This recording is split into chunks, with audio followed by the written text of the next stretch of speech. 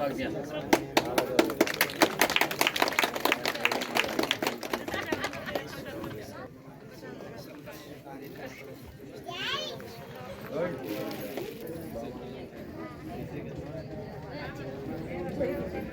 పెడతారు, ఒకరేమో ఇంకో ఆశ చూపెడతారు, పని ఉంటే ఎక్కించుకుంటారు, మళ్ళీ మిమ్మల్ని మర్చిపోతా ఉన్నారు.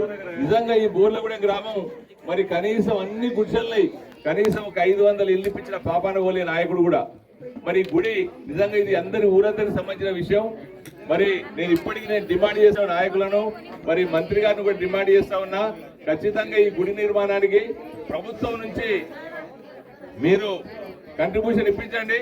మరి నేను నా వంతుగా మీరు కనుక మరి కంట్రిబ్యూషన్ కడితే వస్తుందంటే నా వంతుగా నేను 50,000 రూపాయలు ఇస్తా.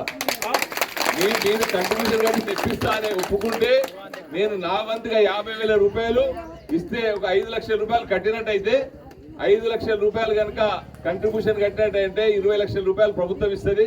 మరి ఆ ప్రభుత్వంతో గుడి అయితే ఎవరిని చందాలు అడిగి మరి మనం దేహి అని తిరగాల్సిన అవసరం లేదు. కాబట్టి మీరు